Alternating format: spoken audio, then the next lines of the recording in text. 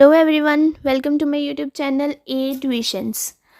हमने अपना बेसिक्स वाला चैप्टर पूरा ख़त्म कर लिया हुआ है। उसमें जितना भी हमारा रेट्स ऑफ टैक्स, सरचार्ज वगैरह जो भी आता था सब कुछ ख़त्म कर चुके हैं। आज से हम स्टार्ट करने वाले हैं अपना next chapter, that is residential status. सबसे इम्पॉर्टेंट चैप्टर है ये। ये चैप्टर हर चैप्टर में यूज़ होगा। ये चैप्टर आपकी जो आपकी टोटल इनकम का बेसिक्स बना के जाएगा। रेजिडेंशियल स्टेटस चैप्टर हमें पेपर में एक इंडिविजुअल क्वेश्चन देखने को भी मिलेगा, इसका 7 मार्क्स का। हर अटेम्प्ट में इसका एक सिंगल क्वेश्चन आता ही आता है। तो सबसे पहले तो हम ये रेजिडेंशियल स्टेटस चैप्टर पढ़ ही क्यों रहे हैं। रेजिडेंशियल स्टेटस मतलब हमें इंडिविजुअल का, कंपनी का, फर्म का, जो भी हमारे पास 7 पर्सन्स हैं, इन पर्सन का स्टेटस देखना है कि क्या वो रेजिडेंट है या नॉन रेजिडेंट है। वो सब हम आगे देखेंगे कि रेजिडेंट, नॉन रेजिडेंट वगैरह क्या होते हैं, बट हमें देखना है कि ये जो हमारे पास 7 पर्सन है इनका स्टेटस क्या है। हमें अब ये 7 पर्सन्स का ये स्टेटस जानना ही क्यों होता है। जो हमारी इनकम है वो टैक्सेबल इसी स्टेटस के बेस पे होगी। रेजिडेंशियल स्टेटस मतलब हम जहाँ पे रह रहे हैं हमारा क्या स्टेटस है। हम एक कंट्री के लिए, एक तो होता है सिटीजनशिप, है ना, एक होता है आप कहाँ के सिटीज़न हो, और एक होता है रेजिडेंशियल स्टेटस। रेजिडेंशियल स्टेटस और सिटीजनशिप दो अलग अलग कॉन्सेप्ट्स होते हैं। The taxability of a person depends upon his residential status in India for any particular previous year। आपकी जो इनकम टैक्सेबल होनी है, कैसे टैक्सेबल होनी है, यहाँ पे टैक्सेबल होनी भी है कि नहीं होनी है, किस रेट से टैक्सेबल होनी है, वो सब कहाँ पे डिपेंड करता है हमारे पर्सन के रेजिडेंशियल स्टेटस के ऊपर। इसीलिए हमें ये रेजिडेंशियल स्टेटस जानना है। The term residential status must not be confused with individual citizenship India. वही मैंने बोला कि सिटीजनशिप अलग होता है और रेजिडेंशियल स्टेटस अलग होता है। आप एक टाइम पे एक ही कंट्री के सिटीज़न हो सकते हो, बट आप एक टाइम पे एक से ज़्यादा कंट्री के रेजिडेंट हो सकते हो। हर प्रीवियस ईयर के लिए आपका रेजिडेंशियल स्टेटस बदलता है। आज आप इंडिया के रेजिडेंट हो, कल को आप किसी और कंट्री के रेजिडेंट हो जाओगे, फिर किसी और के हो जाओगे। हर ईयर के लिए आपका रेजिडेंशियल स्टेटस बदलता है, बट सिटीजनशिप इतना फ्रीक्वेंट बेसिस पे चेंज नहीं करता है। A individual may be a citizen of India but may not be a resident for a particular previous year. ऐसा हो सकता है कि मैं इंडिया की सिटीज़न हूँ बट मैं इंडिया की रेजिडेंट नहीं हूँ। हो सकता है ना, सिटीज़न मैं इंडिया की हूँ बट मेरा रेजिडेंशियल स्टेटस कनाडा का है। Similarly a foreign citizen may be a resident of India for the purpose of income tax. उसी तरह से फॉरेन सिटीजन होगा, वो फॉरेन का ही सिटीजन होगा, उसके पास सिटीजनशिप फॉरेन की होगी, but may be income tax के पर्पस के लिए वो इंडिया का रेजिडेंट हो। तो ये नहीं है कि जहाँ के आप सिटीजन हो वहीं के आप रेजिडेंट होगे। सिटीजनशिप और रेजिडेंशियल स्टेटस से अलग अलग कंसेप्ट हैं। Section 6 provides the test for residential status for the person. हमें सेक्शन 6 बताता है कि एक पर्सन की रेजिडेंशियल स्टेटस हम कैसे डिटरमाइन कर सकते हैं। ये सेक्शन आपको याद रखना है। अभी तक हमने एक ही सेक्शन देखा जो हमें याद रखना है, पहले वाले सेक्शन याद रखने ज़रूरी भी नहीं है। ये सेक्शन 6 आपको ज़रूर याद रखना है। अब पर्सन हमारे पास दो तरह से हमने बाइफरगेट कर लिए, इंडिविजुअल HUF और अदर्स में। इंडिविजुअल HUF रेजिडेंट हो सकते हैं, नॉन रेजिडेंट हो सकते हैं। बाकी पर्सन भी रेजिडेंट हो सकते हैं, नॉन रेजिडेंट हो सकते हैं। बट अगर इंडिविजुअल HUF रेजिडेंट आ गए ना, तो आपको फर्दर चेक करना पड़ेगा कि वो ऑर्डिनरी रेजिडेंट है या नॉन ऑर्डिनरी रेजिडेंट है। ये सब देखेंगे क्या होता है resident, non resident, ordinary resident, not ordinary resident, ये सब हम देखेंगे। तो हमने बाइफिकेशंस कैसे की, इंडिविजुअल और HUF को अलग कर दिया और बाकी पर्सन्स को अलग कर दिया। इंडिविजुअल HUF का हमें देखना है कि वो रेजिडेंट है या नॉन रेजिडेंट है। अदर्स का भी यही देखना है कि रेजिडेंट है या नॉन रेजिडेंट है। बट इंडिविजुअल HUF अगर रेजिडेंट आ जाते हैं तो हमें आगे देखना है कि वो ऑर्डिनरी रेजिडेंट है या नॉट ऑर्डिनरी रेजिडेंट है। वहीं हम बाकी पर्सन्स का देखें तो वो रेजिडेंट या नॉन रेजिडेंट में बाइफिकेट होकर ख़त्म हो जाता है। उनका आगे हमें नहीं देखना होता वो ऑर्डिनरी रेजिडेंट है या नॉट ऑर्डिनरी रेजिडेंट है। Residential status is determined in respect of each previous year. In other words, residential status of a person may vary from one previous year to another previous year. Residential status vary करता है हर year में। एक year में आप India के resident हो, second year में आप इंडिया के रेजिडेंट नहीं भी हो सकते हो। तो ज़रूरी नहीं है एक बार आप रेजिडेंट जहाँ के बन गए हमेशा के लिए वहीं के रेजिडेंट रहोगे। रेजिडेंशियल स्टेटस आपका चेंज कर सकता है ईयर टू ईयर।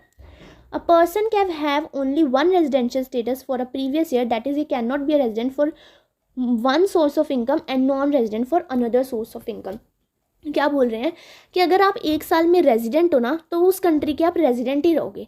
ऐसे नहीं है कि आप बिजनेस की इनकम के लिए रेजिडेंट हो और आप हाउस प्रॉपर्टी की इनकम के लिए नॉन रेजिडेंट हो, ऐसा नहीं हो सकता। अगर आप रेजिडेंट हो तो अपनी हर सोर्स ऑफ इनकम के लिए रेजिडेंट हो, अगर आप नॉन रेजिडेंट हो तो हर सोर्स ऑफ इनकम के लिए आप नॉन रेजिडेंट हो।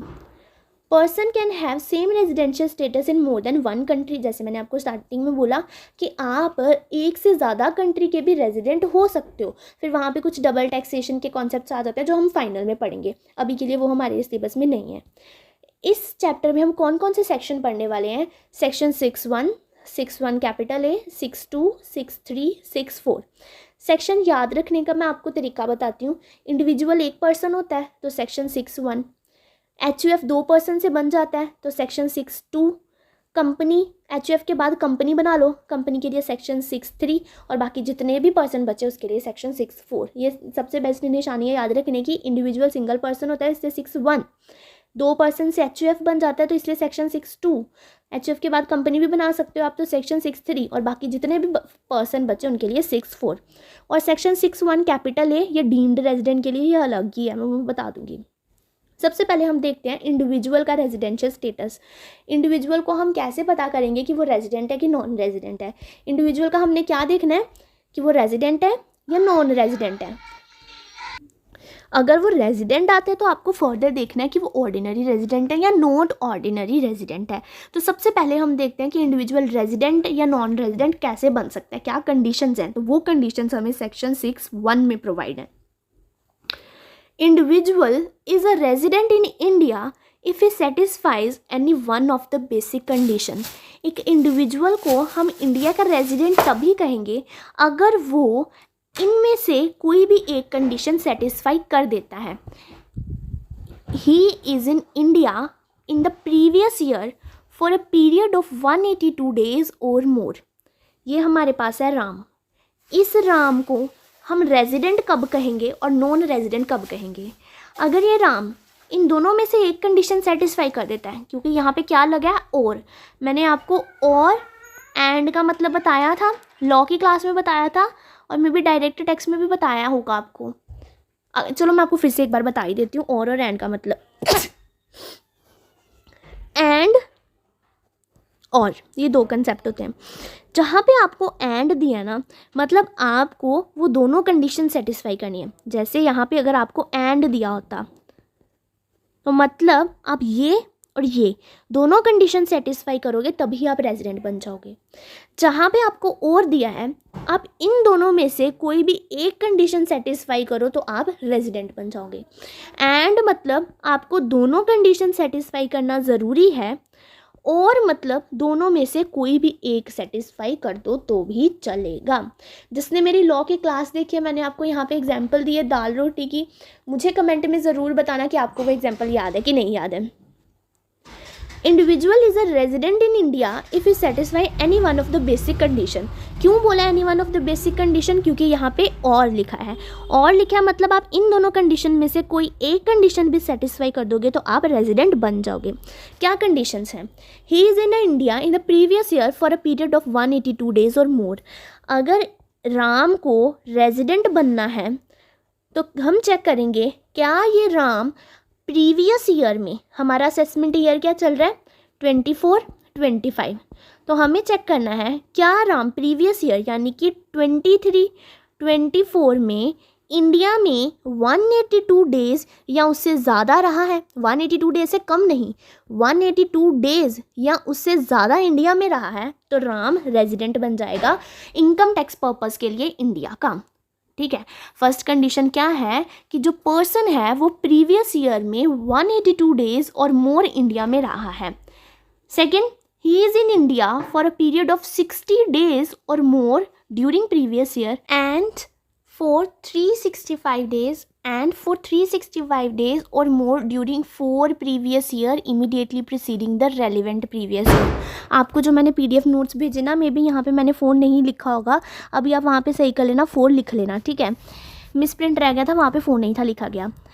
मैंने क्या बोला, पहली कंडीशन आपको पता चल गई। सेकंड कंडीशन क्या है कि आप प्रीवियस ईयर में 60 डेज इंडिया में रहे हो, एंड मतलब आपको यहाँ पे प्लस लगेगा, आपको ये भी पूरा करना पड़ेगा और ये भी पूरा करना पड़ेगा। असेसमेंट ईयर आपका कौन सा है, 24-25। प्रीवियस ईयर कौन सा है, 23-24। कंडीशन क्या है कि आप प्रीवियस ईयर में 60 डेज और मोर इंडिया में होने चाहिए, and for previous year immediately preceding the relevant previous year. अब ये कौन सा प्रीवियस ईयर होता है, जो आपका रेलिवेंट प्रीवियस ईयर है यानी कि 23-24, इसके इमीडिएटली जो पीछे प्रीसीडिंग प्रीवियस ईयर होंगे ना, उसे हम कहेंगे immediately preceding relevant previous year. मतलब रेलिवेंट प्रीवियस ईयर के इमीडिएटली जस्ट पीछे कौन सा प्रीवियस ईयर आ रहा है, 22-23। हमें कितने लेने हैं, 4, यानी कि 21, 22, 20, 21, 19, 20। ये 4 प्रीवियस ईयर में आप 365 डेज और मोर रहने चाहिए। इन चारों प्रीवियस ईयर में मिला के 365 डेज और मोर रहने चाहिए, एंड रेलिवेंट प्रीवियस ईयर में 60 डेज और मोर रहने चाहिए, तब भी आप रेजिडेंट बन सकते हो। फर्स्ट कंडीशन क्या है, प्रीवियस ईयर में राम आया मेरे पास, ये बोलता है कि मेरे को बताओ, आप सीए हो, आपको बोलता है कि बताओ कि क्या मैं इंडिया का रेजिडेंट हूँ इनकम टैक्स पर्पस के लिए। आपने उससे पूछा क्या तू प्रीवियस ईयर में 182 डेज और मोर रहा है इंडिया में। इसने बोला नहीं, मैं तो इतने दिन नहीं रहा इंडिया में। हमने कहा चल ठीक है, फिर एक ये बात बता, क्या तू प्रीवियस ईयर में 60 डेज और मोर रहा है इंडिया में। कहता हाँ मैं प्रीवियस ईयर में तो 60 डेज से ज़्यादा रहा हूँ, 70 डेज रहा हूँ इवन। फिर हमने पूछा ये बता, क्या तू पिछले 4 प्रीवियस ईयर मिला के इंडिया में 365 डेज से ज़्यादा रहा है। उसने कहा हाँ रहा हूँ, तो ये हो जाएगा रेजिडेंट। सेकंड सिचुएशन क्या है, उसने बोला,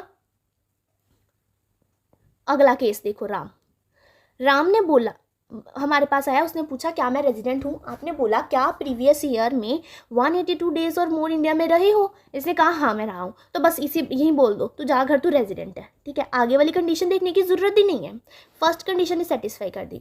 अब थर्ड केस देखो, राम आया, इसने बोला मुझे बताओ क्या मैं रेजिडेंट हूँ कि नहीं। हमने पूछा क्या तो प्रीवियस ईयर में 182 डेज और मोर रहा है। इसने कहा नहीं रहा, तो ये कंडीशन तो नहीं सेटिस्फाई की। तो हम नेक्स्ट कंडीशन पे आ जाएंगे, सेकंड कंडीशन पे। हमने पूछा क्या तो प्रीवियस ईयर में 60 डेज और मोर रहा है। इसने बोला नहीं, मैं 60 डेज और मोर तो नहीं रहा प्रीवियस ईयर में। तो फिर तो सेकंड कंडीशन तो ये सेटिस्फाई नहीं करेगा, क्योंकि दोनों कंडीशन सेटिस्फाई करनी है। तो इसने हमने इसे बोल दिया तू जा घर, भाई तू रेजिडेंट नहीं है, तो नॉन रेजिडेंट है। नेक्स्ट केस देखो, राम आया, इसने अगेन पूछा, हमने पूछा क्या तो प्रीवियस ईयर में 182 डेज और मोर रहा है। इसने कहा नहीं, चलो फर्स्ट कंडीशन ही लगेगी। अब सेकंड कंडीशन चेक करते हैं। हमने पूछा क्या तो प्रीवियस ईयर में 60 डेज और मोर रहा है।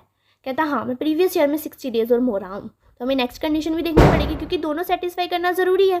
हमने पूछा क्या तू पिछले 4 सालों में टोटल मिला के इंडिया में 365 डेज और मोर रहा है।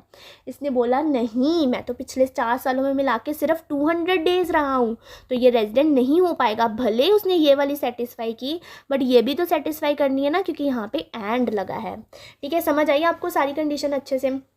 अब नॉन रेजिडेंट कौन होते हैं, ऑफ कोर्स जो सेक्शन 6(1) की कंडीशन सेटिस्फाई नहीं कर रहे हैं वो हमारे कौन होंगे, नॉन रेजिडेंट होंगे। अब एक्सेप्शन टू अबव रूल, जो हमने सेक्शन 6(1) पढ़ा ना, इसको कुछ एक्सेप्शन है। सेक्शन 6(1) में हमने क्या देखा कि हम फर्स्ट कंडीशन लगाते हैं, नहीं सेटिस्फाई कर रहा तो हम सेकंड कंडीशन लगा के देखते हैं। ये फर्स्ट कंडीशन है, ये हमारी सेकंड कंडीशन है। बट एक एक्सेप्शन है, 2 इंडिविजुअल ऐसे हैं जिन्हें हमें सिर्फ फर्स्ट कंडीशन चेक करनी है। फर्स्ट कंडीशन नहीं सेटिस्फाई की, डायरेक्टली इन्हें नॉन रेजिडेंट डिक्लेयर कर दो, सेकंड कंडीशन चेक ही नहीं होगी, इनके ऊपर ये सेकंड कंडीशन एप्लीकेबल ही नहीं होती है। कौन से ऐसे इंडिविजुअल हैं, following individual will be resident only if period of stay in India during previous year is more than और इक्वल्स टू 182 डेज। मतलब अगर इनका इंडिया में period of stay 182 days or मोर रहेगा तभी ये रेजिडेंट हो पाएंगे, क्योंकि सेकंड कंडीशन तो इनके ऊपर लगती ही नहीं है।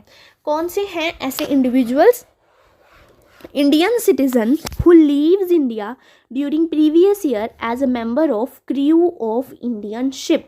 सबसे पहले ये जो दो इंडिविजुअल है ना, ये दोनों इंडिविजुअल इंडियन सिटीजन होने ज़रूरी हैं, तभी उन्हें ये एक्सेप्शन मिलेगी रूल 1 से। इंडियन सिटीजन होने पहले ज़रूरी हैं, और सेकंड कंडीशन क्या है, फर्स्ट इंडिविजुअल के लिए सबसे पहले तो इंडियन सिटीजन होना चाहिए two, who leaves India during previous year as a member of crew of Indian ship. आप क्रू मेंबर मतलब जो शिप वाले मेंबर्स होते हैं ना, शिप में ट्रैवल करते हैं, इनका कुछ काम होता है, बिजनेस होता है, ये शिप वाला, ये वाले जो क्रू शिप के मेंबर हैं वो इंडिया छोड़ रहे हैं, उनके ऊपर सेकेंड कंडीशन नहीं लगेगी। देखो अब आप इंडियन क्रू के मेंबर हो, ठीक है, आप इंडिया के सिटीज़न हो ना, मतलब आपकी फैमिली वगैरह सब इंडिया में ही होगी, तभी इंडिया के सिटीज़न हो गया, ऑफकोर्स सी बात है। आप अब अपनी फैमिली को मिलने के लिए आते हो, आप अब जब अपनी फैमिली को मिलने के लिए जाते हो ना, तो प्रीवियस ईयर में आपने 60 डेज़ स्टे कर लिया। अब इतना तो इंसान रहता है कि अपनी फैमिली को मिलने के लिए, प्रीवियस ईयर में आपने 60 डेज़ स्टे कर लिया। इस तरह से मिला के ना आपके पिछले 4 साल में आपकी 365 डेज़ तो बड़े आराम से हो जाएंगे। तो आप अगर यहाँ के इंडिया के रेजिडेंट हो गए तो आपकी जो इनकम है वो इंडिया में टैक्सेबल हो जाएगी, है ना। बट इनकम तो सारी आप बाहर कमा रहे हो, इंडिया के क्रू मेंबर हो ना, क्रू शिप के मेंबर हो, तो इंडिया में तो आप इनकम अर्न कर ही नहीं रहे हो।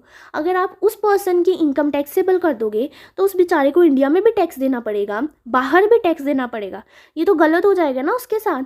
वो इंडिया का सिर्फ अपने लोगों को मिलने के लिए, अपनी फैमिली को मिलने के लिए आता है, और आप उसके साथ ऐसा करोगे, उसके ऊपर टैक्स ले लोगे, तो इसीलिए उनके ऊपर सिर्फ फर्स्ट कंडीशन ही देखेंगे। अगर तू प्रीवियस ईयर में 182 डेज और मोर रहा है तो ही तो रेजिडेंट होगा, क्योंकि कोई भी अपनी फैमिली को मिलने के लिए अपना बिजनेस वगैरह छोड़ के 182 डेज नहीं रहता इंडिया में, ठीक है। तो सबसे पहले आप इंडियन सिटीजन होने चाहिए, और आप इंडिया छोड़ रहे हो एज अ क्रू मेंबर, तो आपके ऊपर सेकंड कंडीशन एप्लीकेबल नहीं होगी। फर्स्ट कंडीशन सेटिस्फाई करोगे तभी रेजिडेंट बन पाओगे। सेकंड इंडिविजुअल कौन सा है, Indian citizen who leaves India during previous year for employment outside India. अब राम है, इंडिया का सिटीजन है, इंडिया में रहता है, ठीक है, इंडिया में रहते रहते ना उसे प्रीवियस ईयर में 60, हमेशा से राम है हमारा, हमेशा से ना इंडिया में रहता आया है, इंडिया का सिटीज़न था तो हमेशा से इंडिया में रहता आया। इस साल ये जो 24-25 चढ़ा हुआ है ना, इसमें वो अभी 60 डेज़ इंडिया में रह चुका है। उसे ना बाहर से call I, out of India से, अमेरिका से उसे कॉल आई एम्प्लॉयमेंट के लिए, इसने अप्लाई किया था तो इसकी जॉब लग गई। अब ये आउट ऑफ इंडिया जाके इस साल इनकम अर्न करने वाला है सारी, है ना। इस साल तो सिर्फ इंडिया में 60 डेज़ है, और पिछले साल अगर आप 4 सालों का देखोगे तो ये तो हमेशा ही इंडिया में रहा है, तो पिछले 4 साल के 365 डेज़ भी इसने पूरे कर दिए।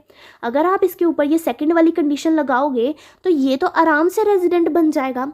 पर देखो ये इस साल की सारी इनकम बाहर जाके कमाने वाला है, तो आप उससे यहाँ पे टैक्स क्यों कलेक्ट करोगे, ये कोई लॉजिक वाली बात नहीं ना बनी। वो तो आपकी कंडीशन की वजह से ऑटोमेटिकली रेजिडेंट बन जाएगा, इसीलिए इस पर्सन के ऊपर भी सेकंड कंडीशन नहीं लगती है, 182 डेज़ वाली ही कंडीशन लगती है, ठीक है।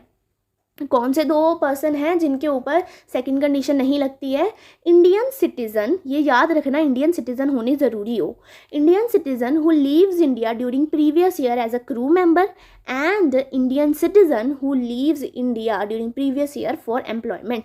इन 2 पर्सनस के ऊपर सेकंड कंडीशन नहीं लगती है।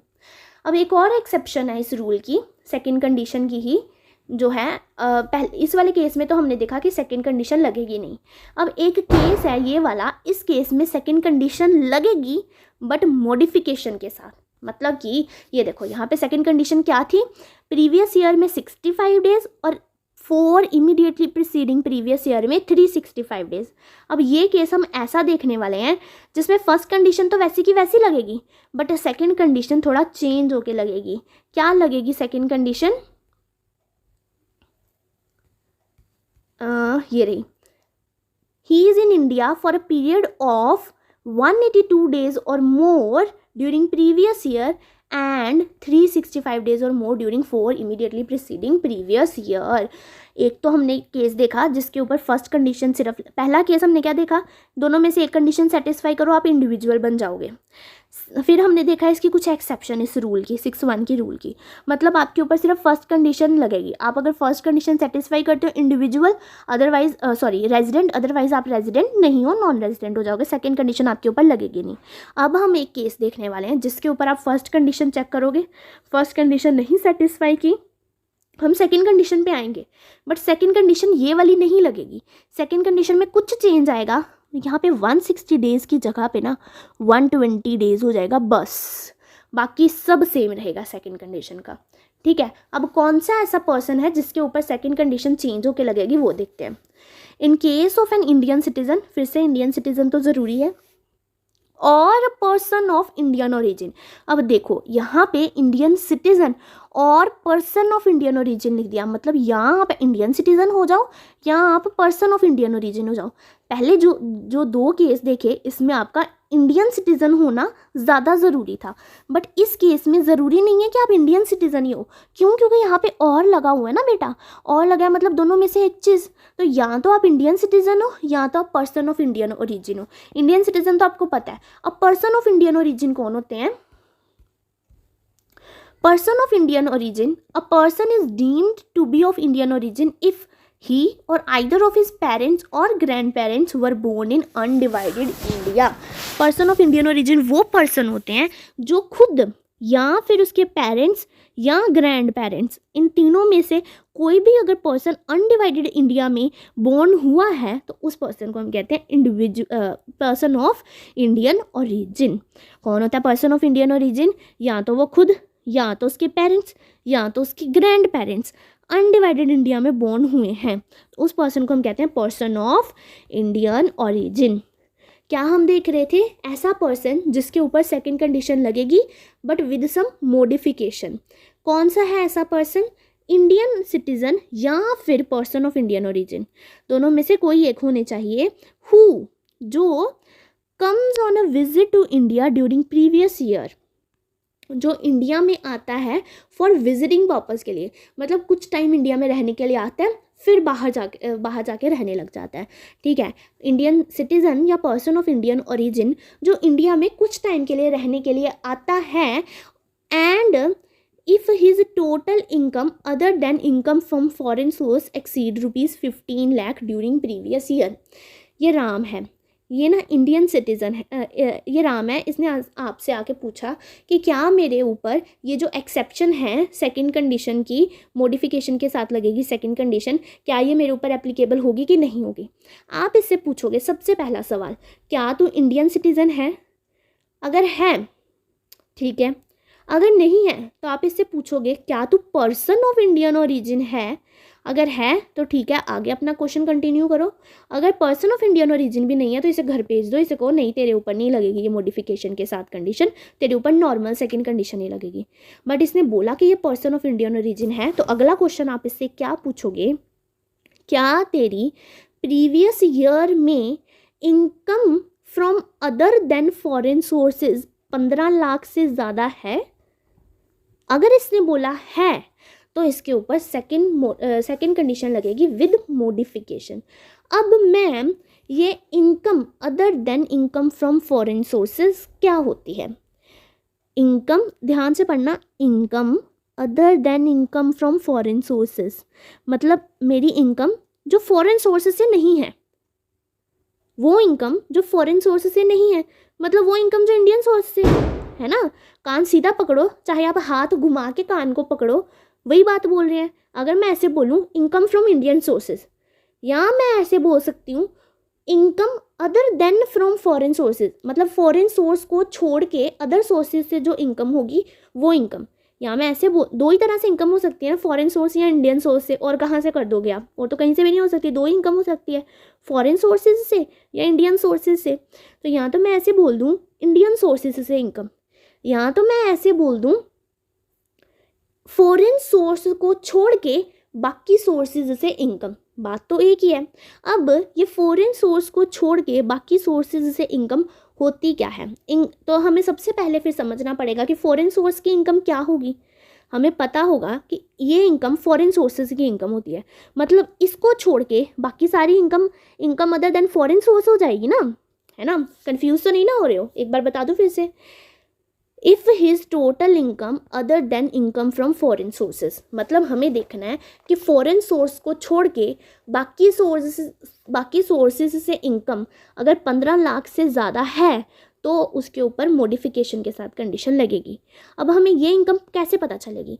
अगर हमें पता चल जाए कि फॉरेन सोर्सेज की इनकम का मतलब क्या होता है, तो इस सोर्स से छोड़ के बाकी इनकम जितनी भी होगी उसे हम income other than foreign source कह देंगे। तो हम सबसे पहले समझते हैं income from foreign source. Income from foreign source means income which accrues or arises outside India and which is not deemed to accrue or arise in India except। Foreign source की income मतलब वो income जो accrue होती है और arise होती है, या अक्रू हुई है या अराइज हुई है, मतलब बाहर मेरे को इनकम जनरेट हुई है, मैंने बाहर सर्विस दी है तो मेरी बाहर इनकम अक्रू हुई ना, मतलब मिली नहीं, अक्रू हुई, मतलब मैंने बाहर सर्विस दी और मेरी इनकम बाहर अक्रू हो गई।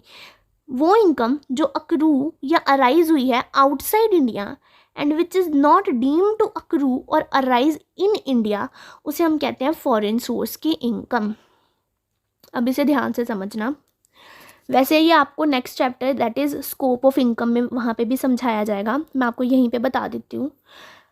फॉरेन सोर्स की इनकम मतलब वो इनकम जो इंडिया के बाहर अक्रू हुई है और जिसे एक होता है ना कि हम मान रहे हैं कि तू इंडिया में अक्रू हुई है, भले तो जहाँ भी अक्रू हुई हो बट हम मानेंगे कि तू इंडिया में अक्रू हुई है, वो हम कहते हैं deem to accrue or arise in India. मतलब तू चाहे किसी की बीवी है, मैं मानूंगा कि तू मेरी ही बीवी है, मैं अपने दिल में मानूंगा तू क्या कर लेगी, वो वाला हिसाब है।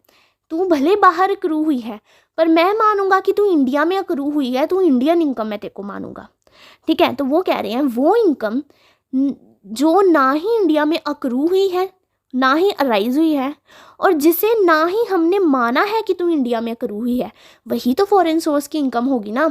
अगर मैंने उसे मान लिया कि तू इंडिया में अक्रू हुई है तो वो इंडियन इनकम हो जाएगी ना। तो वो इनकम जो सच्ची में नहीं अक्रू हुई इंडिया में और ना ही मैंने उसे माना है कि तू अक्रू हुई है इंडिया में, उसे हम कहते हैं फॉरेन सोर्स की इनकम। अब यहाँ पे लिख दिया एक्सेप्ट, मतलब इस इनकम को छोड़ के बाकी इनकम फॉरेन सोर्स की इनकम रहेंगी। Income derived from business controlled in India और प्रोफेशन सेटअप इन इंडिया, मतलब ये वाली इनकम इंडियन इनकम होगी, है ना। चाहे ये इनकम इंडिया के बाहर अक्रू हो और चाहे हम इसे माने कि तू इंडिया के बाहर अक्रू हुई है, मतलब हमने इसे नहीं माना कि तू इंडिया के अंदर अक्रू हुई है, ये वाली इनकम चाहे इंडिया के बाहर अक्रू हुई है फिर भी हम इसे इंडियन इनकम ही मानेंगे। जो इनकम इंडिया के बाहर अक्रू हुई होती है उसे हम फॉरेन सोर्स की इनकम कहते हैं ना। ये देखो हमने ऊपर क्या पढ़ा, जो इनकम इंडिया के बाहर अक्रू हुई है उसे हम कहेंगे फॉरेन सोर्स की इनकम। बट ये वाली जो इनकम है ना, ये वाली इनकम भले इंडिया के बाहर अक्रू हुई है बट ये इंडियन इनकम ही मानी जाएगी। Income derived from a business controlled in India और प्रोफेशन सेटअप इन इंडिया, आपका बिजनेस है इंडिया में, आपका बिजनेस है आउटसाइड इंडिया में बट वो कंट्रोल होता है इंडिया से, उसे हम कहते हैं income derived from business controlled in India. Business आपका बाहर है बट ये बिजनेस जो कंट्रोल किया जाता है ना वो हेड ऑफिस इंडिया में है, यहाँ से इस बिजनेस को कंट्रोल किया जाता है। तो बिजनेस जब बाहर है तो मतलब बाहर इनकम अक्रू हो रही है ना, जहाँ पे बिजनेस है वहीं पे इनकम अक्रू हो रही है ना। मेरा बिजनेस आउट ऑफ इंडिया है, सारा काम मेरा आउट ऑफ इंडिया चलता है, सैलरी वगैरह सारी एम्प्लॉयज़ को मैं आउट ऑफ इंडिया देती हूँ, तो मेरी इनकम भी out of India he accrue हो रही है, इंडिया का तो कुछ लेना देना ही नहीं है ना।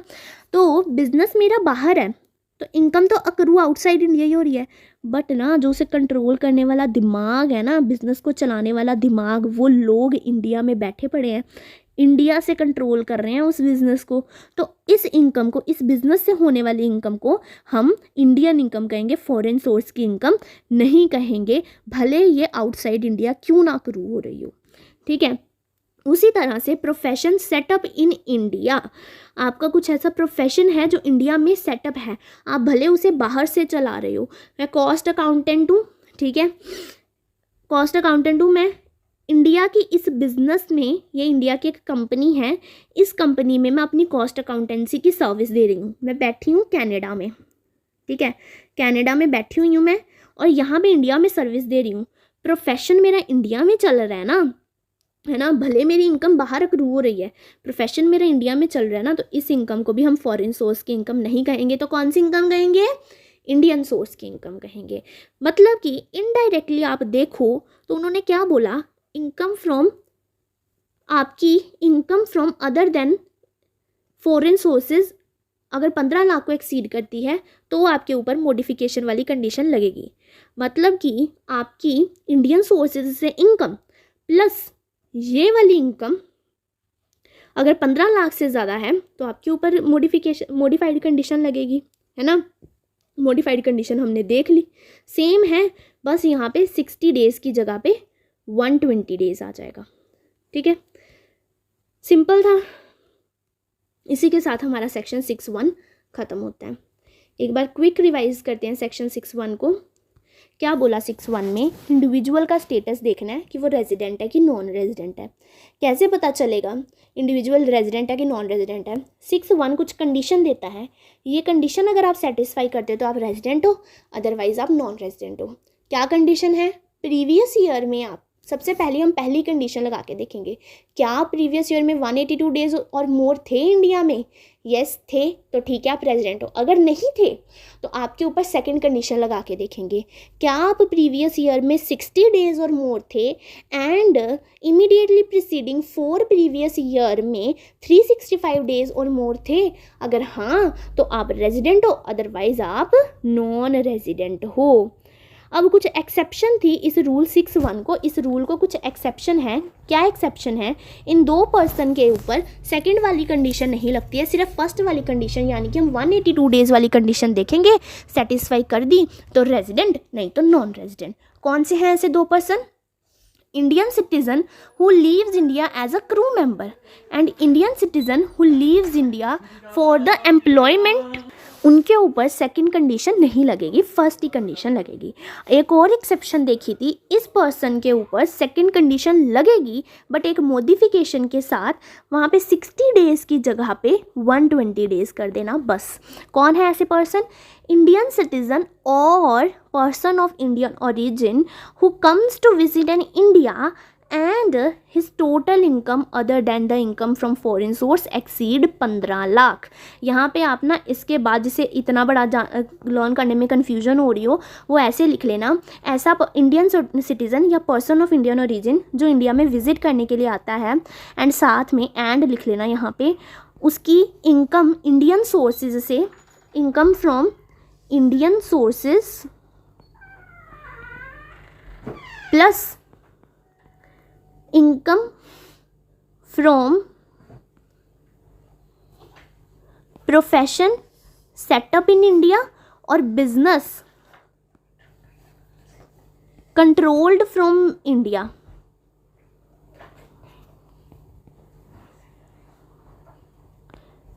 एक्सीड ₹15 लाख, उसके ऊपर सेकंड कंडीशन लगेगी मॉडिफिकेशन के साथ। जो Indian origin, person of Indian origin और इंडियन सिटीज़न इंडिया में विजिट करने के लिए आ रहा है और उसकी इंडियन सोर्सेज से income plus income from profession setup in India और income from business controlled from India exceed कर रही है 15 लाख से, तो उसके ऊपर ये सेकंड कंडीशन लगेगी मॉडिफिकेशन के साथ। नेक्स्ट है हमारे पास section 6.1 capital A, deemed resident. मतलब ये वाले कुछ लोग ऐसे हैं जो कि 6.1 की कंडीशन सेटिस्फाई नहीं करेंगे, बट उन्हें हम मानेंगे कि आप इंडिया के ही रेजिडेंट हो। 6.1 की कंडीशन नहीं सेटिस्फाई कर रहे हो बट हम तो मानेंगे कि भाई तुम रेजिडेंट हो। डीम्ड रेजिडेंट मतलब हम मानेंगे कि तुम रेजिडेंट हो। An individual shall be deemed to be resident in India if following condition are satisfied। अगर ये following condition satisfy करते हैं कोई भी individual, ये 4 condition satisfy करता है तो उस individual को हम मानेंगे कि तू इंडिया का ही resident है, भले तो 6.1 की condition ना satisfy कर। फर्स्ट क्या है? He is a citizen of India, India का सिटीज़न होना चाहिए. This section is not applicable in case of a foreign citizen even if he is a person of Indian origin. अब ना ये वाला कंसेप्ट पढ़ने के बाद जब आप सेक्शन 6(1)(a) वाला कंसेप्ट पढ़ते हो ना, तो बच्चों को बहुत डाउट आता है. वो पूछते हैं कि यहाँ पे ही is a citizen of India लिखा है, तो पूछते हैं कि मैम वो सिटीज़न ऑफ इंडिया नहीं है, पर्सन ऑफ इंडियन ओरिजिन है, तो क्या चलेगा?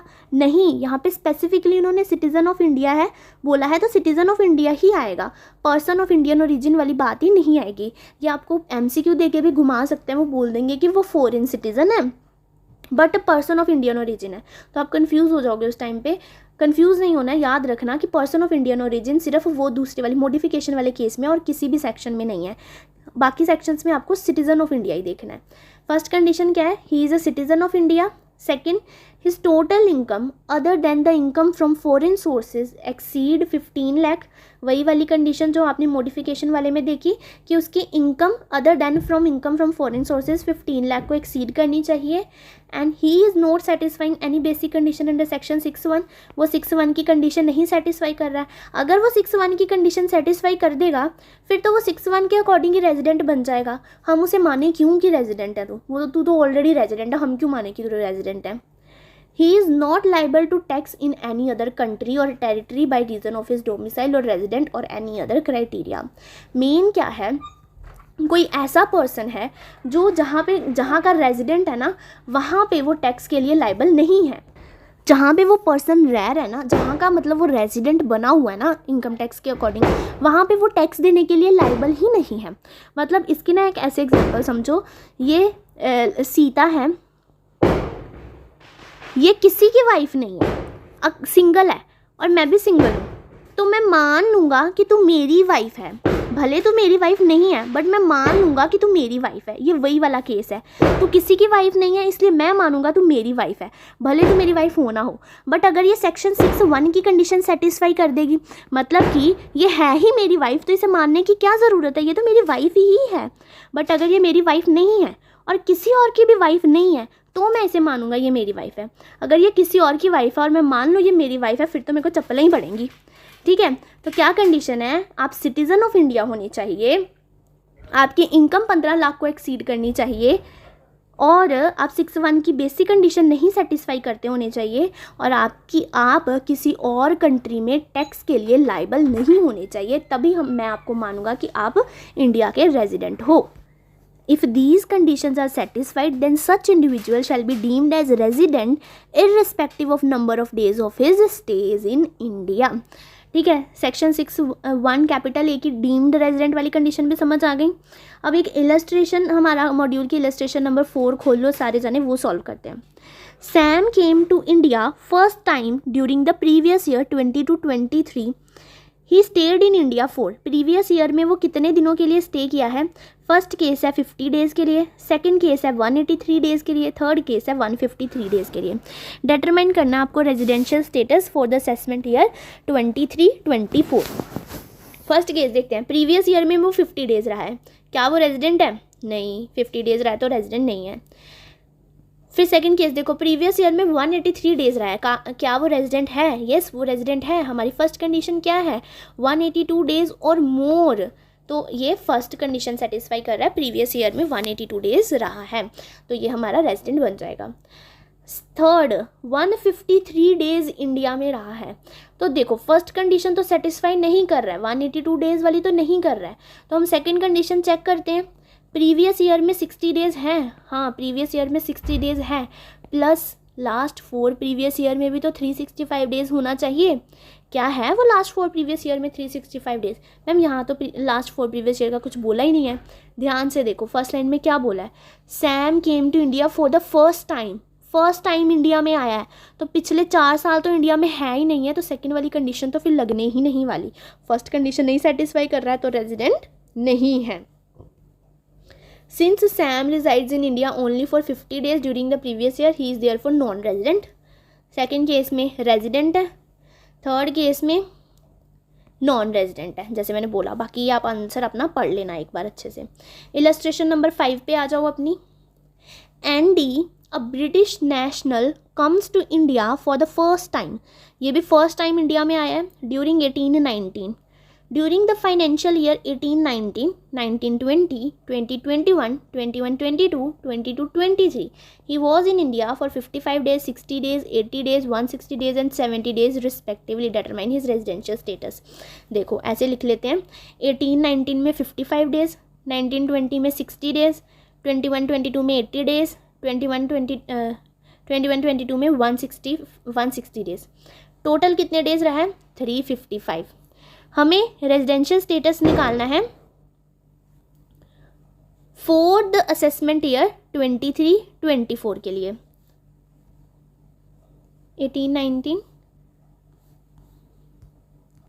अब हमें देखना है क्या वो प्रीवियस ईयर में 182 डेज और मोर था। प्रीवियस ईयर क्या है हमारा 22-23, 22-23 में कितने डेज़ के लिए है 70 डेज़ के लिए है, 182 डेज़ के लिए तो नहीं है। तो फर्स्ट कंडीशन तो सेटिस्फाई हमारी नहीं कर रहा है, तो सेकंड कंडीशन पे जाते हैं। सेकंड कंडीशन क्या है, क्या वो प्रीवियस ईयर में 60 डेज़ और मोर है, जी हाँ है, 70 डेज़ है वो तो, प्लस लास्ट 4 प्रीवियस ईयर में 365 डेज़ और मोर के लिए है। देखते हैं, लास्ट 4 प्रीवियस ईयर का डेटा यहाँ पे लिखा है ना, लास्ट 4 प्रीवियस ईयर में तो 355 डेज़ है, तो ये सेकंड कंडीशन भी सेटिस्फाई नहीं कर रहा है, तो ये क्या हो जाएगा हमारा नॉन रेजिडेंट हो जाएगा।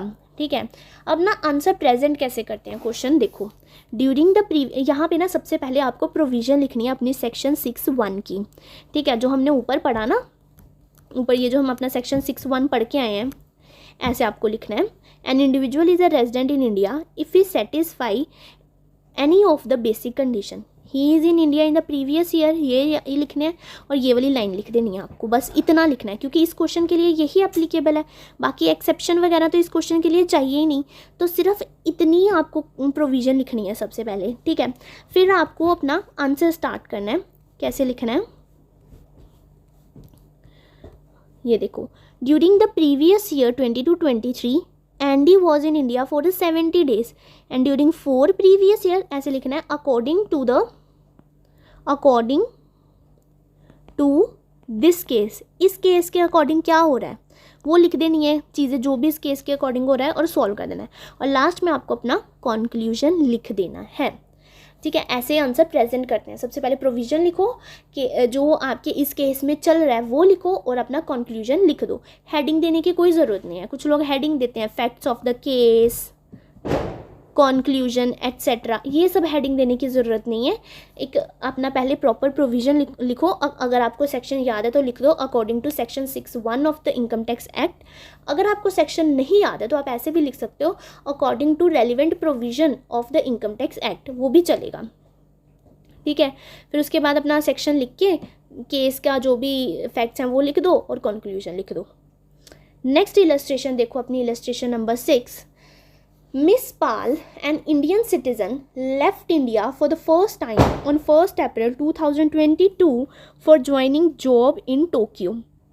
She came to India on 11th Jan 2023 for only 170 days. Determine her residential status for previous year 22-23. Indian citizen है, left India for the first time for joining job in Tokyo.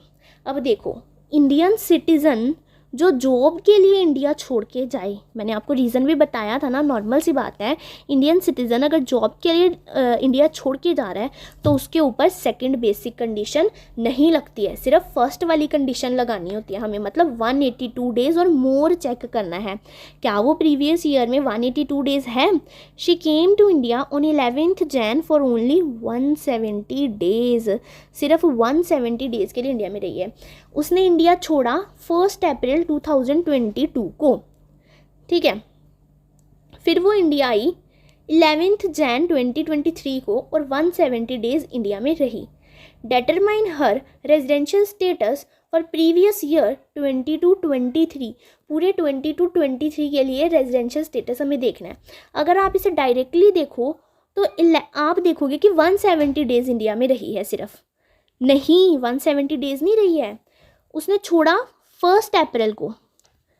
ठीक है, और India में आई 11th जनवरी 2023 को, तो previous year 22-23 में India में कितने दिन रही हुई, अप्रैल में फर्स्ट एक दिन रही, 1 अप्रैल को छोड़ा, ठीक है।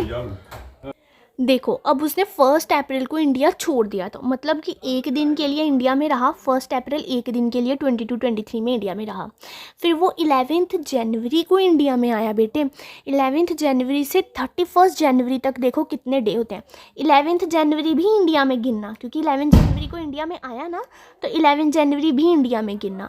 21 डेज़ जनवरी के, 28 डेज़ फरवरी के और 31 डेज़ मार्च के। तो इस तरह से टोटल 81 डेज़ सिर्फ इंडिया में रहा है प्रीवियस ईयर में, और बाकी दिन तो आ गए वो 23-24 के। और ये जब आप ये और ये करोगे तो ये 170 हो जाएंगे।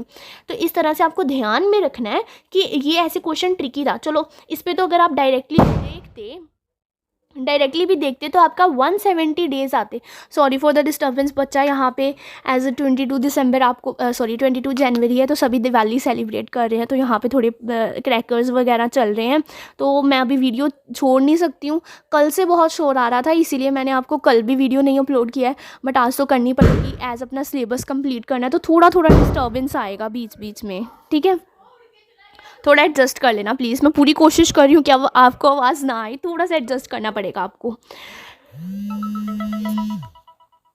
तो ये था आपका इंडिया में 81 डेज़ रहा प्रीवियस ईयर में। यहाँ पे तो बेटा देखो आपको डायरेक्टली दिख जाएगा कि 170 डेज़ है, तो आप 170 डेज़ के बेस पर भी बोल दोगे कि इंडिया में वो रेजिडेंट नहीं है। बट अगर देखो यहाँ पे उसने लिखा होता 183 डेज़, फिर भी इंडिया में उसके 183 डेज़ नहीं थे होने प्रीवियस ईयर में। प्रीवियस ईयर में तो 81 डेज़ ही रहने थे ना, यहाँ पे बाकी ईयर्स 23-24 के जाने थे। इससे आपको ये ध्यान में रखना पड़ेगा, इंडिया में 81 डेज़ है, इसीलिए वो रेजिडेंट नहीं है, नॉन रेजिडेंट है। Additional condition to test whether resident individual is ordinary. अच्छा, अब हमने एक देख लिया, अपना रेजिडेंट वाला कर लिया, और रेजिडेंट वाला हमारा सारा खत्म भी हो गया। हमने 3 प्रैक्टिकल क्वेश्चन भी कर लिए हैं, ठीक है।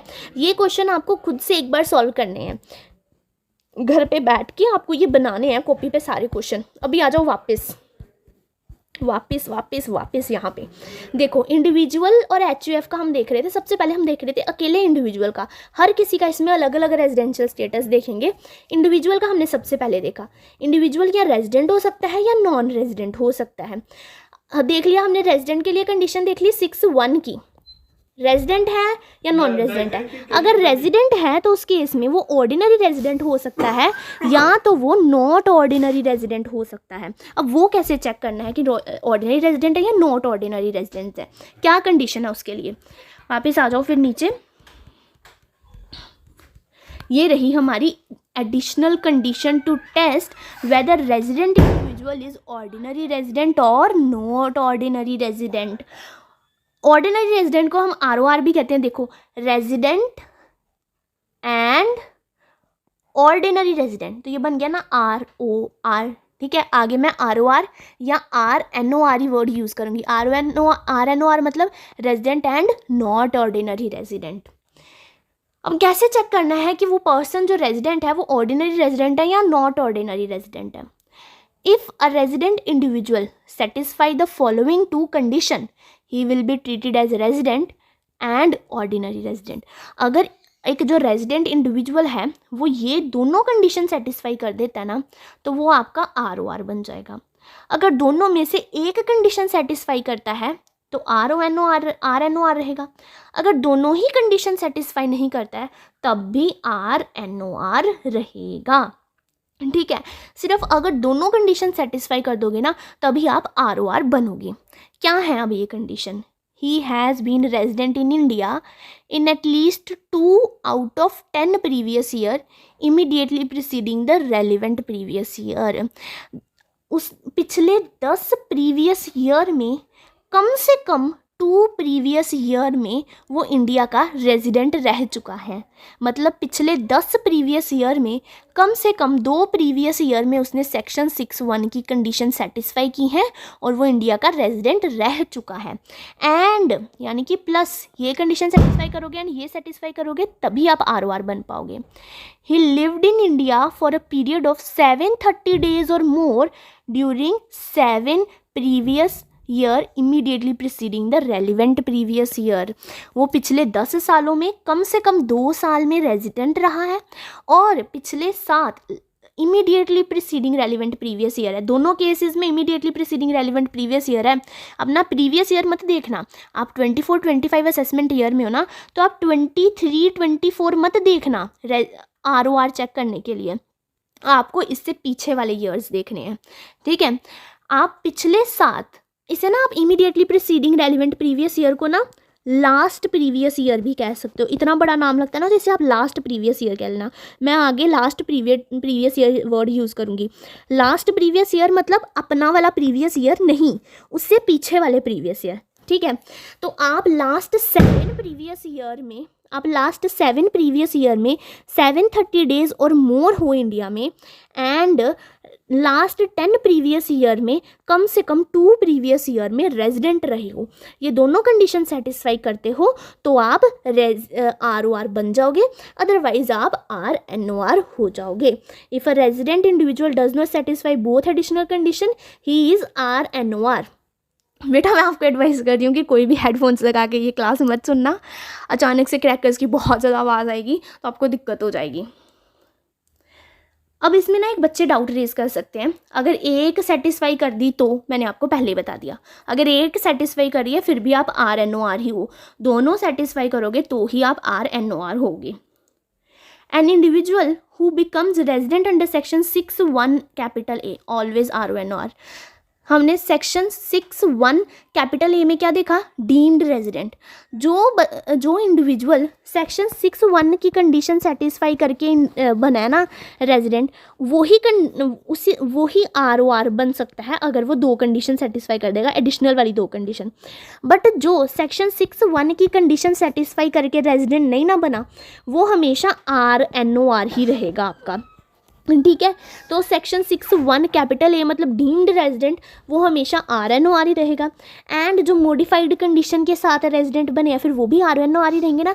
मैंने क्या बोला, जो सेक्शन 6(1) की कंडीशन सेटिस्फाई करके बना है ना रेजिडेंट, वो ROR हो सकता है अगर वो एडिशनल कंडीशन सेटिस्फाई कर दे तो। बट जो सेक्शन 6(1) की कंडीशन सेटिस्फाई करके नहीं ना बना, वो कभी भी ROR नहीं हो सकता है। भले आप वो ये वाली एडिशनल कंडीशन सेटिस्फाई कर दोगे ना, फिर भी आप ROR नहीं बन पाओगे, आप हमेशा RNOR ही रहोगे। ठीक है, शॉर्टकट क्या है, an individual who becomes resident any way other than satisfying basic condition are always RNOR। Module illustration 7, 8, 9 और टेस्ट योरसेल्फ। अब हम ये चलते हैं अपने मॉड्यूल पे डायरेक्टली, वहाँ से अपनी मॉड्यूल इलस्ट्रेशन 7, 8 और 9 सॉल्व करते हैं। अब हमें देखना अपना illustration number 7। Mister X age 19 years left India for the first time on 31 May 2022। First time India left कर रहे हैं। प्रीवियस ईयर में इंडिया में कितने दिन रहे, अप्रैल में रहे एंड मई में रहे। अप्रैल के 30 डेज़ रहे प्लस मई के 31 डेज़ रहे, प्रीवियस ईयर में 61 डेज़ इंडिया में रहे हैं। ठीक है, फर्स्ट कंडीशन तो सेटिस्फाई कर नहीं रहे हैं, 182 डेज़ तो रहे नहीं हैं, तो सेकंड कंडीशन का 61 डेज़ तो रहे हैं और प्लस 365 डेज़ भी रहे हैं लास्ट 4 प्रीवियस ईयर में, क्योंकि फर्स्ट टाइम इंडिया लेफ्ट कर रहे हैं तो 365 डेज़ और मोर तो रहे हैं। उनका रेजिडेंशियल स्टेटस निकालना है। फर्स्ट केस है हमारे को पास, he left India for employment purpose. अब बताओ क्या इस केस में वो रेजिडेंट होंगे? नहीं होंगे। क्यों? क्योंकि वो एम्प्लॉयमेंट पर्पज़ के लिए इंडिया लेफ्ट कर रहे हैं। जब कोई पर्सन एम्प्लॉयमेंट पर्पज़ के लिए इंडिया लेफ्ट करे तो उसके ऊपर हम फर्स्ट बेसिक कंडीशन लगा के ही चेक करते हैं, सेकंड बेसिक कंडीशन लगती ही नहीं है। तो फर्स्ट केस में तो वो रेजिडेंट नहीं है, भले वो सेकंड कंडीशन सेटिस्फाई करें, हम तो चेक ही नहीं करेंगे ना। सेकेंड केस क्या है, he left India on world tour. World tour के लिए उन्होंने इंडिया लेफ्ट किया है। अब तो सेकेंड बेसिक कंडीशन उनके ऊपर हम लगाएंगे और सेकेंड बेसिक कंडीशन वो सेटिस्फाई भी कर रहे हैं तो वो हो जाएंगे इंडिया के रेजिडेंट। यही सब यहाँ पे आंसर में लिखा हुआ है। फर्स्ट केस में non resident and second case में रेजिडेंट। अच्छा, इन्होंने ये भी बताया कि अगर रेजिडेंट है तो क्या ऑर्डिनरीली रेजिडेंट हैं, वो भी बता ही दो। जब भी आपको बताएंगे ना रेजिडेंट का पूछेंगे तब आप देख लेना कि रेजिडेंट है तो क्या ऑर्डिनरी रेजिडेंट भी है। ऑर्डिनरी रेजिडेंट के लिए क्या कंडीशन होती है, लास्ट 10 प्रीवियस ईयर में 2 प्रीवियस ईयर में आपको होना चाहिए resident and last 7 previous year में 730 डेज़ और मोर इंडिया में होने चाहिए। ये दोनों ही कंडीशन सेटिस्फाई कर रहे हैं, क्योंकि 31 मई को पहली बार इंडिया छोड़ के जा रहे हैं, तो लास्ट 10 प्रीवियस ईयर में 2 प्रीवियस ईयर में तो रेजिडेंट रहे ही होंगे, और लास्ट 7 प्रीवियस ईयर में 730 डेज़ भी आराम से रहे होंगे इंडिया में।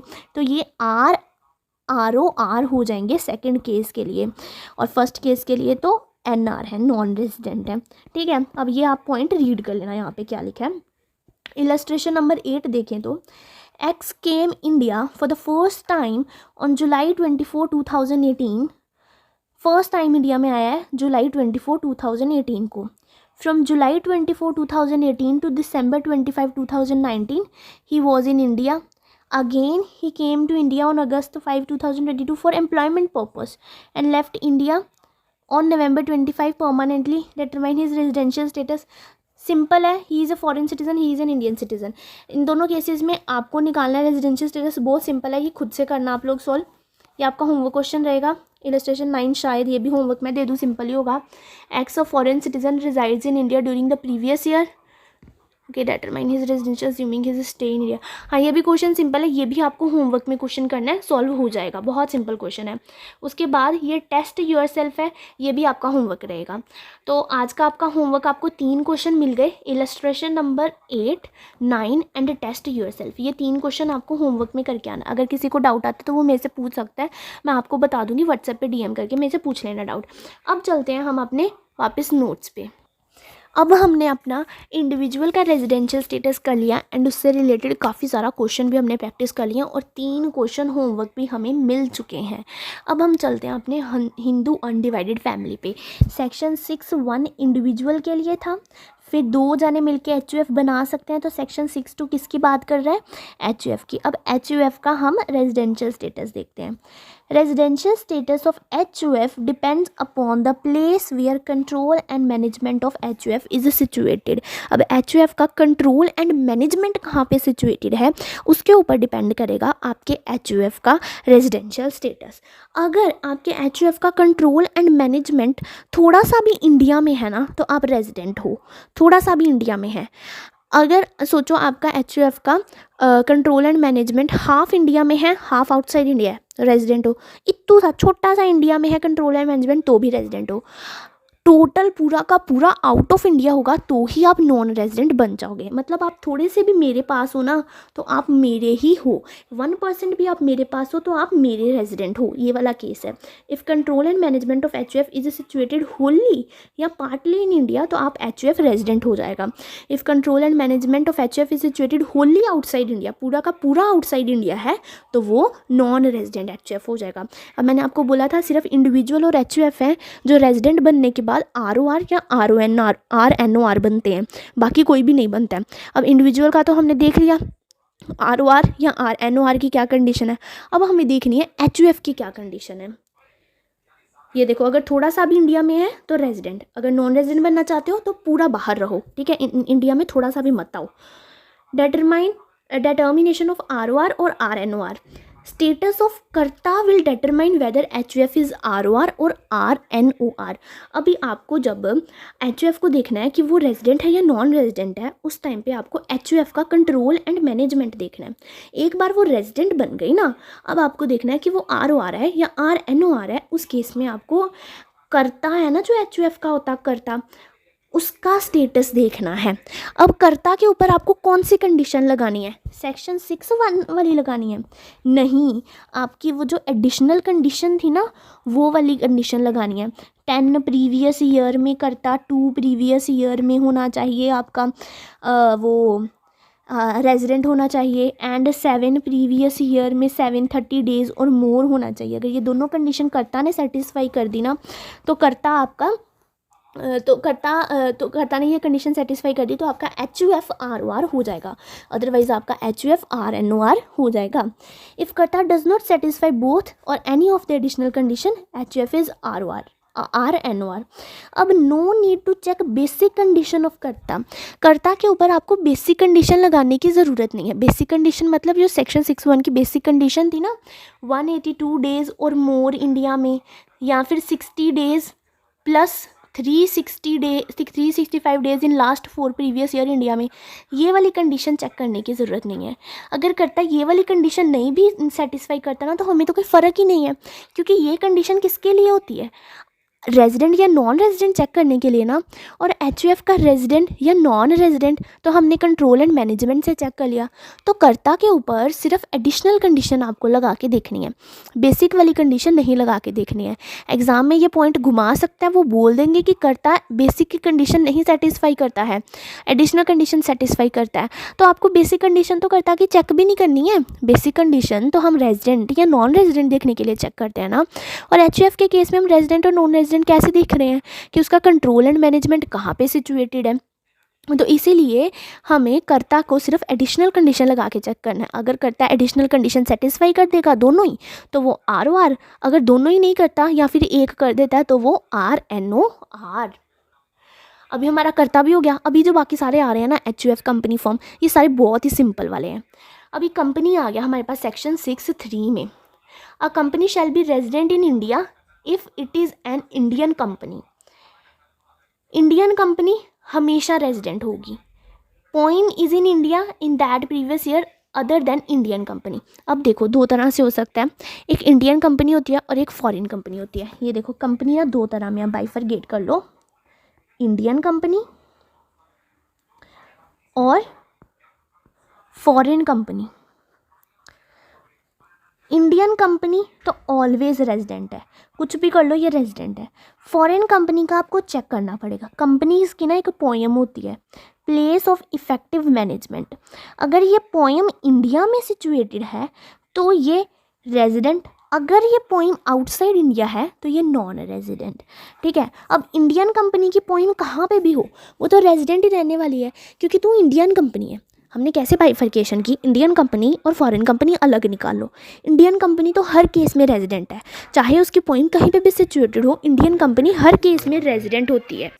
बट अगर फॉरेन कंपनी के पास जाओ तो फॉरेन कंपनी की अगर पोइम इंडिया में है तो वो फॉरेन कंपनी भी रेजिडेंट होगी। अगर फॉरेन कंपनी की पोइम इंडिया में नहीं है तो वो नॉन रेजिडेंट होगी। इंडियन कंपनी की पोइम कहीं भी हो, ऑलवेज रेजिडेंट। बट अगर फॉरेन कंपनी की पोएम इंडिया में है तो वो रेजिडेंट होगी। पोएम का मतलब प्लेस ऑफ इफेक्टिव मैनेजमेंट। अब ना प्लेस ऑफ इफेक्टिव मैनेजमेंट के ऊपर आपको डिटेल में फाइनल में चैप्टर आएगा, 1 से 2 पेजेस का वो चैप्टर होगा, वहाँ पे हम समझेंगे प्लेस ऑफ इफेक्टिव मैनेजमेंट। यहाँ पे हमारे प्लेस ऑफ इफेक्टिव मैनेजमेंट का कोई काम नहीं है। आपको अगर पेपर में पूछेगा तो वो directly place of effective management बता देगा कहाँ पे है कहाँ पे नहीं। ठीक है, आपको बस पोएम की डेफिनेशन देख लो, place of effective management full form है पोएम की। नेक्स्ट अब हमें देखना है बाकी जितने भी लोग बचे हैं ना, उनका सेक्शन 6(4) में रेजिडेंशियल स्टेटस बता रखा है। Residential status depends on the place where control and management is situated. जैसे एचयूएफ का था वैसे ही बाकी पर्सन का है। पोएम सिर्फ कंपनी के केस में आ रहा है, बाकी जैसे एचयूएफ का था वैसे ही firm, AOP, BOI, local authority, AJP का है। कंट्रोल एंड मैनेजमेंट थोड़ा सा भी इंडिया में है तो रेजिडेंट, अगर होली आउटसाइड इंडिया है तो नॉन रेजिडेंट। यहाँ पे हमारा रेजिडेंशियल स्टेटस का पार्ट A ख़त्म होता है। अब बचता है पार्ट B, जिसमें हम स्कोप ऑफ इनकम पढ़ने वाले हैं, वो हम कल की क्लास में पढ़ेंगे। आज की क्लास में हमने क्या पढ़ा, रेजिडेंशियल स्टेटस पढ़ा, इंडिविजुअल का, एचयूएफ का, कंपनी का एंड अदर पर्सनस का, इन चारों का रेजिडेंशियल स्टेटस पढ़ा। अब ये 3 पर्सन लास्ट वाले तो बड़े ईजी थे, बस कौन सा डिफ़िकल्ट था हमारा, इंडिविजुअल वाला। उसमें थोड़ी चीज़ें याद रखनी है, वो भी एक्सेप्शन वगैरह की वजह से थोड़ा वो लेंदी हो जाता है ये बहुत सिंपल। इसे 1-2 बार रिवाइज़ करना, सबसे पहले तो इसके नोट्स बनाना, फिर इसे रिवाइज़ करना, ये आपको याद रहेगा। कल की क्लास के लिए आपको ये क्लास देखनी बहुत कंपल्सरी है, ये वाला आएगा तभी आपको कल की क्लास समझ आएगी, क्योंकि ये दोनों आपस में इंटरलिंक्ड हैं। तो ये वाली क्लास अच्छे से समझ के आना कल की क्लास में। आज के लिए बस इतना ही। चैनल पे नए हो तो चैनल को सब्सक्राइब कर देना, वीडियो अच्छी लगी तो लाइक कर देना एंड अपने फ्रेंड्स के साथ शेयर करना। Thank you, bye bye.